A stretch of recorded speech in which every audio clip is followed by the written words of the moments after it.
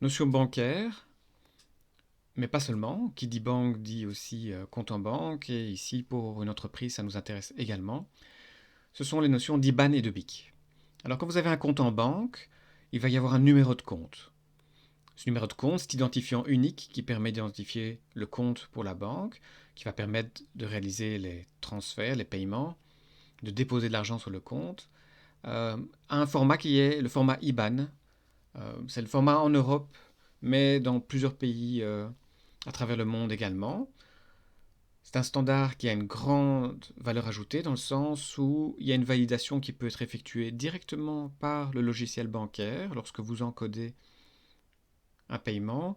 Aussi, dans les logiciels comptables, on va retrouver la validation de ce format IBAN, qui est très pratique. La longueur est clairement définie, la structure est définie, et il y a ce qu'on appelle un check digit, donc check, vérification, digit, numéro. Donc, il y a des numéros qui permettent de valider que le compte est bon. Donc, si vous vous trompez dans l'encodage d'un compte en banque, en format IBAN, il y a d'office un check digit.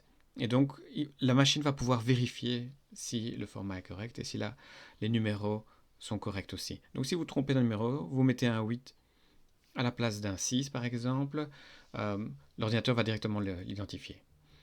Un numéro de compte, mais également un intitulé de compte. Donc, par exemple, vous pouvez intituler le compte en fonction de vos filiales. Si vous avez une structure avec plusieurs entreprises, plusieurs entités, vous pourriez aussi avoir un compte spécialement pour vos opérations faites par carte par exemple, ou pour la caisse, etc. Il y aura également un solde du compte et la devise, donc combien d'argent il y a sur le compte à un moment donné, et la devise qui est par défaut celle du pays, certainement si elle n'est pas précisée. Si on est en Belgique ou en France par exemple, dans la zone euro, ce sera l'euro.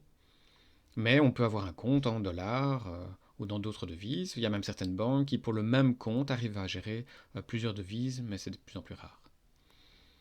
Généralement, il faut un compte par devise.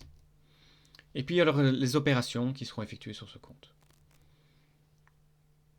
On a également la banque qui tient le compte, le nom et les coordonnées de la banque, mais une notion supplémentaire ici qu'on ajoute, qui est le BIC, le Business Identifier Code, qui est aussi un code unique qui permet d'identifier la banque pour les transferts et autres opérations.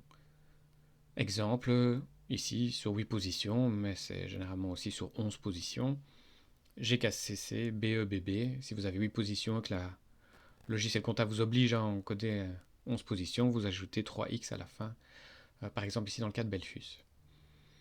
Si on regarde un extrait de compte, on voit le compte en format IBAN, 16 positions, 4 blocs de 4, l'intitulé, le solde de départ, une opération qui est réalisée ici. Pour un montant, par défaut, ça doit être en euros puisqu'on est en Belgique dans ce cas-ci. Le numéro d'extrait, puisque c'est un extrait que je vous présente ici, et le solde final.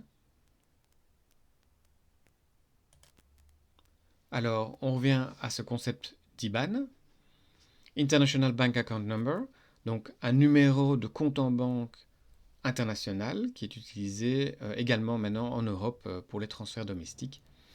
Même si vous faites un paiement d'un compte belge vers un compte belge, vous allez aussi utiliser le format IBAN suite à la réglementation européenne qui permet d'avoir un fonctionnement harmonisé à travers toute l'Europe notamment. On voit un compte belge ici, 16 positions, c'est clairement défini. Vous avez le code BE qui correspond à Belgique, c'est le code ISO. En France, ce serait FR, en Allemagne DE, Espagne ES, Italie IT, etc. Il y a le fameux check digit qui est prévu dans le standard IBAN, ici c'est 68, qui permet de s'assurer que les numéros qui suivent sont bien corrects. Si jamais vous modifiez un 9 en 6 ou autre opération, où vous allez indiquer par exemple une lettre à la place d'un 0, un O par exemple, directement la machine pourra l'identifier. On a pour le format belge à l'origine un identifiant de banque sur 3 positions, le numéro de compte en banque, et il y a un deuxième check digit, donc ce qui rend le compte belge particulièrement stable, puisqu'il y a à l'intérieur même de l'IBAN encore un check digit. Donc en Belgique, à retenir 16 positions. Ici, vous voyez, facile à retenir, quand il va être affiché, il sera généralement sous un format 4x4, donc 4 blocs de 4.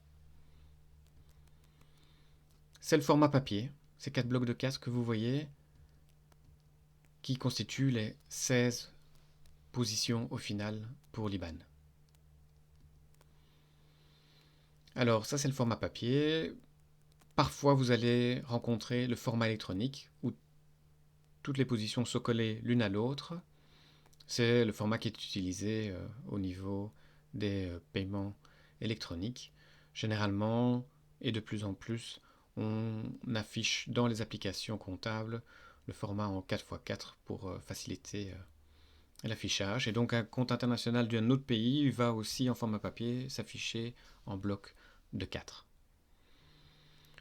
Le BIC pour finir, alors on est passé de Bank Identifier Code, c'était des identifiants qui étaient utilisés dans les messageries entre banques pour se transférer des messages, à Business Identifier Code, puisque certaines grandes entreprises sont également connectées au réseau SWIFT qui permet d'envoyer des messages de façon très sécurisée. Exemple, ici vous avez le code BIC de Coca-Cola, qui est par exemple une entreprise qui est connectée, mais de nombreuses autres grandes entreprises sont maintenant aussi connectées à Swift, et peut-être, si vous travaillez dans une grande entreprise à un moment ou à un autre, où vous faites énormément de transactions, vous aurez un moment un code BIC pour votre entreprise, vous serez confronté à une situation où vous allez voir un code BIC pour une entreprise. Donc voilà, c'était les informations sur l'IBAN et le BIC.